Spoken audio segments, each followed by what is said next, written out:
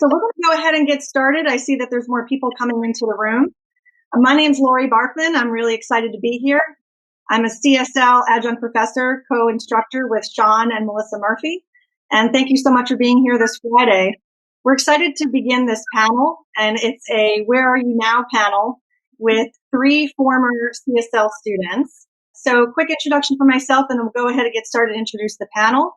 I am a Tepper MBA alum from class of 1999, and I have a business advisory called Small Big LLC. So I'm very proud Tepper alum, and I had started with Sean as a class mentor, a project mentor, a couple of years ago, and that was with Henry's team. So it's a nice connection.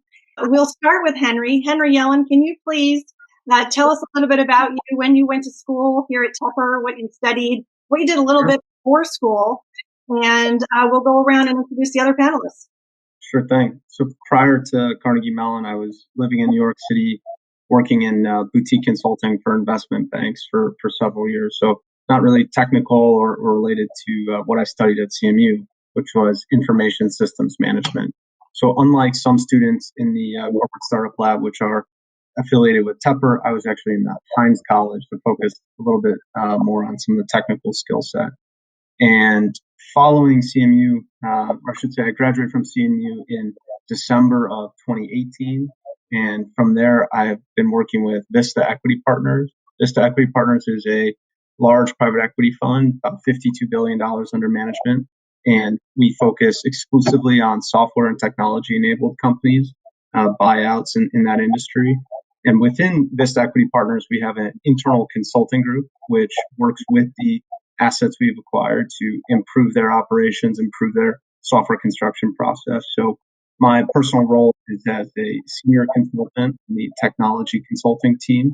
So I work with our engineering teams and engineering managers and CTOs to coach and train them in techniques to improve their software development processes and improve the quality of the software that they produce. Awesome. Thanks so much, Henry. So you graduated in 2018. We'll move right along with the 2019 grad, which is Meshari Alzaid. Ashari, you want to introduce yourself? Yeah, sure. Thanks, Laurie. So prior to graduate school, I did my MBA at Carnegie Mellon, but before that, I was in banking over in the Middle East across a lot of different areas, but mostly focused on asset management and then treasury for a while, and then trade finance. And then at CMU, I focused on entrepreneurship and strategy. And mostly within that, focused on kind of corporations and how they really do entrepreneurship within their corporations. I graduated in 2020, which feels like, honestly, a couple years at this point. And right now I'm working at Verizon in their corporate strategy department with a focus on 5G and 5G technologies. Awesome. Thank you so much. And last but not least, Aparna Jaggi, please introduce yourself. Hi, so I am Aparna. I graduated from CMU just this past spring. I was a COVID grad, so I've been on virtual, doing a lot of milestones this way. I was actually pursuing a dual degree in engineering and technology innovation management, and also in material science and engineering. And before that, I was actually pursuing an undergrad degree in material science and engineering in Singapore, where I'm from. Right now, I'm working in EY Foundry, which is Ernst & Young's corporate venturing group. So we actually work on building or acquiring digital businesses and also transforming existing businesses that exist within EY. Yeah. Thank you so much. So it's a super successful group. And as you've probably noticed from all of their descriptions of themselves, very interdisciplinary. And that's one of the things we're really proud of in the CSL course, is it's truly all the colleges across CMU participate in this master's capstone, which is really, I think, a benefit to the students and a benefit to the companies that participate. So the first question, and I guess Aparna, we'll start with you. We'll work the other direction, the other order. What drew you to the CSL course, if you want to think back to when you were signing up for classes? And just at a really high level, nothing confidential, if you can share a little bit about the type of project that you worked on in the class, and what were some of the key takeaways from your experience? I'll just start with why I actually pursued this class. So I was really interested in innovation and entrepreneurship. I was a Schwartz Fellow at my time in CMU. And I actually came across this class, through an email chain that someone sent along. And I was like, hey, this sounds really cool. I get to work with existing corporate incubators. So I signed up not knowing how much I would actually learn from this class. It was really different from every other class I took at CMU, which is why I kind of tagged this as like one of my most favorite classes, is because apart from like the learning, there was also a lot of like on the job training, as I would call it, because when we were working through our projects, we learned a lot. I was working on a project with PNC's incubator Numo, and we were investigating a technology that they wanted to possibly acquire. One of the biggest things I probably learned in my whole CSL experience is that everything can change in a second. I think, Laurie, you remember around a month before our project was due to end, we had like a good momentum going for 4 months. COVID didn't affect us at all, but around 1 month before we were done, we had a huge change in direction. And that really caused our group to kind of like come back down to the drawing board and focus on what's important. What do we want to actually deliver for Numo to make this a successful experience? So I guess having that experience of, things may just change overnight and you may need to shift your focus has kind of been the biggest takeaway and has kind of prepared me for what I'm working on right now in my job. Yeah. Thank you. That was a very nimble, agile change that team had to make. And you're right, that is a skill that we all need in life and in our work. Mishari, same questions for you. What drew you to the CSL course? And at a high level, you can share a little bit about your project and how that's helping you today. Yeah, I think what drew me is that I wanted to work on something that kind of embodied entrepreneurship within a large corporation. And this was something that touched on those aspects. And it was something that was near and dear to my heart. And honestly, I had worked on transformative kind of technologies while at HSBC, my previous roles, but nothing that was purely tech focused. And this is something that I wanted to look into, and CSL kind of gave me that. And then in terms of the project, I was working with Alcoa back in 2019, and they had a very forward-looking vision, and they wanted to bring it into existence, and they also wanted to look at just kind of the strategy around it. This was everything that I really wanted to do, so it was something very, very interesting to me. In terms of kind of the key learnings from that, we really, like, towards the end, we didn't have the kind of shift that Aparna did, but what we had was kind of a scale problem that what we wanted to do, we needed to be able to scale up in such a way that would be useful over time to Alcoa, but being able to set it in such a way that they would be able to take what we gave them and be able to build on it with their thought processes, their logics, and any shifts in anything that happens. And building that out while also being within the parameters of what they wanted became very, very complicated very fast. But one of the things that we learned was just how to be able to build out that MVP in such a way that got us to that point and let us hand this over, even with some very big hurdles. There's always hurdles. Those darn hurdles. Yeah, and building out an MVP is a great experience, and I can see how that's valuable in your role today and hopefully in the future too. So thanks for sharing that. Henry, how about for you? Yep. In my experience, a lot of it overlaps with what the other panelists have already said. One thing that stood out to me about the corporate startup lab was the opportunity to engage at a really practical level and work on real problems. As much as I enjoyed being back in school and working on some theoretical problems in the classroom, it was great to return to an environment that more simulated actual work and being able to engage with a company and with the individuals at a company to solve something that really matters to them. And the other piece of it that I loved was working with people from outside of my program, people in Taproom, people in the robotics program, people in the public health program, a really great cross-section of students at Carnegie Mellon, which added a lot of diversity and interesting opinions, and certainly sometimes heated discussions in our group about how to move forward and how to get the right answer for MSA, who's our client at the time. One thing that was really interesting for our team was trying to understand the subject matter that we were faced with. MSA and the product we were focused on, Safety.io, is focused on natural gas and other pollutants and detecting gases in the air that are unsafe for people to breathe. And this was simply an experience that no one on our team had ever faced. We've spent no time on oil rigs or in dangerous fires or coal mines. And so we were trying to apply elements of artificial intelligence and machine learning to a problem that we had to learn a lot about first and foremost and get really smart about to be able to provide some value to the client. So that was a really cool challenge and really was meaningful to us in terms of what we learned, and we think meaningful to MSA when we delivered our final results. Yeah, and one of the things that I've seen with the students in the class, and certainly on your teams as you've described them, is that ability to really learn something completely new and add value to the process as to your client. And Henry, now and you're in a consulting role, and Aparna, I'm sure that's it's a great skill that you have. And Verizon is a very large, very mature company that has teams of innovation. It's just so interesting, right, that you were in this university setting, and now here you are in the working world applying what you've learned. So the last question for each of you, and Mishkari, we'll start with you, then we'll do Henry, and we'll end with Aparna. How did the CSL class prepare you for your current role or a role that you'd like to have in the future? If there's one kind of key takeaway, what do you think that would be? I think for me, one of the things that really, really kind of set in, and something that I still use when I think through different processes, is kind of the corporate startup canvas that we utilize.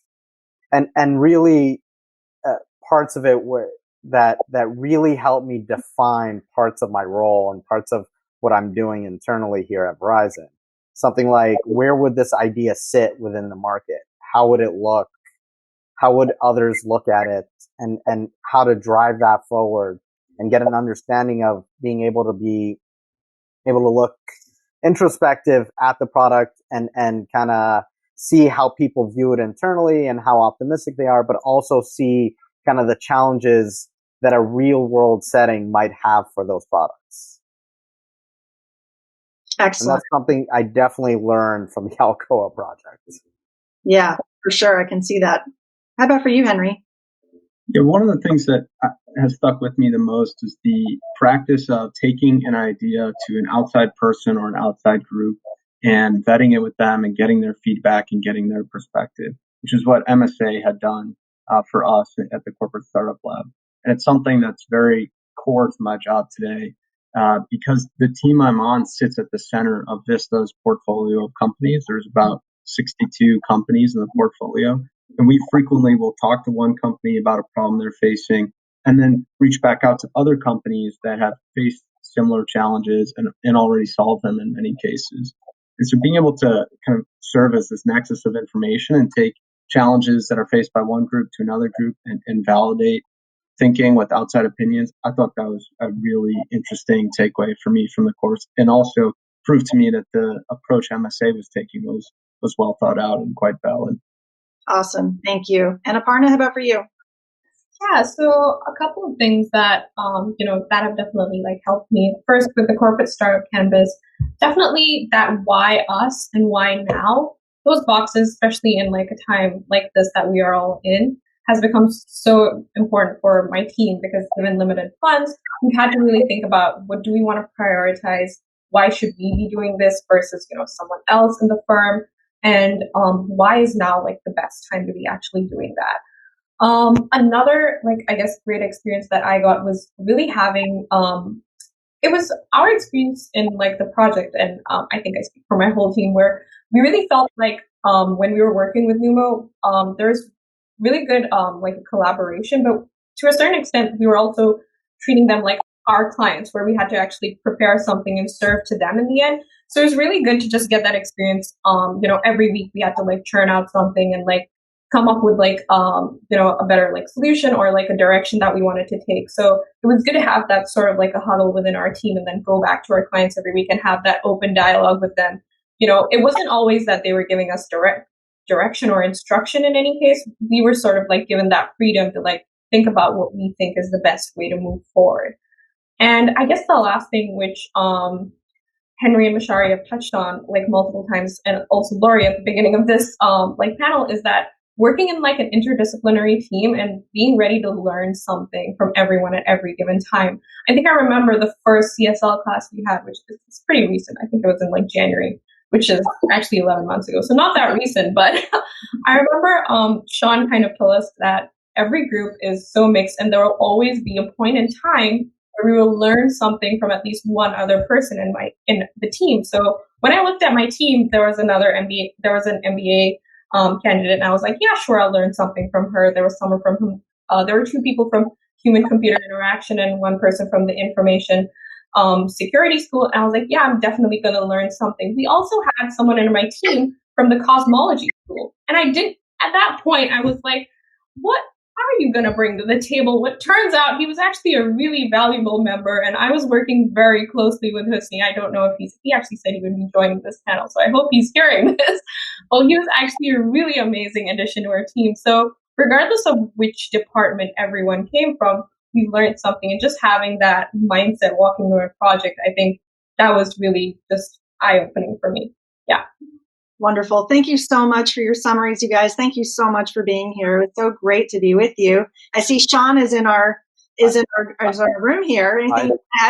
I jumped in because we've got a few more minutes, and I figured I would ask a couple of questions as well if that worked for you guys. So I thought an interesting thing for all four of you to comment on, because you've each kind of had your own progressions here, would be just how you're thinking about COVID in your respective careers, right? Like one of the things that I think has been coming up throughout this entire conference so far is just that COVID has become this kind of great catalyst for behavioral change, social change, obviously, and I think also how each of us think about our careers. And so, I thought it'd be interesting to get your takes on this, as each of you guys are at kind of different points in your career, but are all dealing with this crisis. So maybe Aparna, maybe we'll start with you, and then we'll kind of go around the horn if that works for you guys. Yeah, sure. So I graduated and started out my career right in COVID. So it's definitely been a huge adjustment not having that face to face with a lot of people. But hey, it's pretty much like, it's just accommodating. So it's, organizing those like extra like one-on-one chats with people, and also taking all of this like extra time that I have because I'm not like commuting, or, I don't have to like get ready for work. I'm usually like in a hoodie at work, and so is the rest of my team, and we're all okay with it. Hopefully that translates when we go back into the office, but it's really taking that extra time to sort of like build, I guess, my skills. So an interesting thing that I've been doing was actually trying to work on how do I actually build like an iOS app. So that's one thing that I've been trying to learn on the side, just to sort of like, build my skills with all the extra time that I have. Yeah, I guess that's it for me. Awesome. And so, Mishkari, you got married and started a career in the middle of a pandemic. So I think you win for most changes during a pandemic.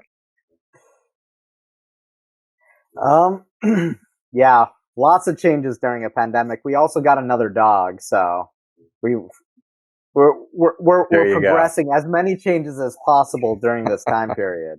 And I think kind of that's how I approached joining Verizon in July. Was I knew there were going to be a lot of changes. I knew it was an older company with a pretty set kind of culture, and this was going to throw it through a loop.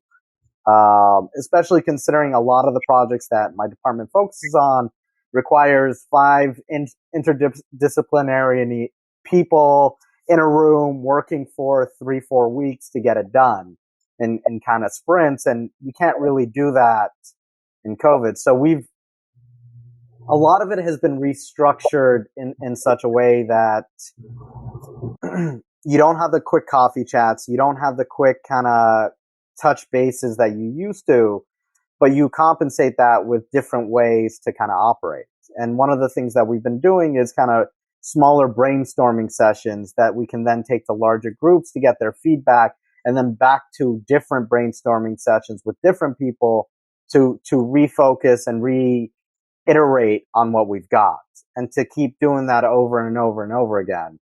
Because as you probably know, once you get past a certain number of people on a conference call, it just becomes too hefty to get everybody's opinion.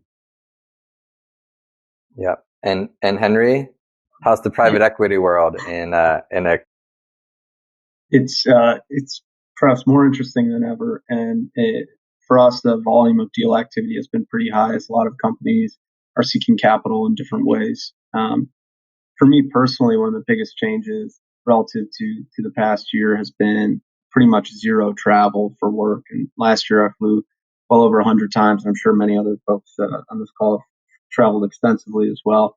And now we pivoted into a purely remote environment and have spent a lot of time trying to figure out how to build trust with the people we work with over the phone. And trust in my mind used to be built on handshakes and dinners and other kind of traditional mechanisms, but now we're really relegated to doing it over the phone. The other part that has been more fun and more of a change, because I don't need to be in any particular city, I've moved around a bit. So I used to live in Chicago up until mid-October, and then was working remotely from New Orleans. If you've never been through a hurricane, I don't recommend it.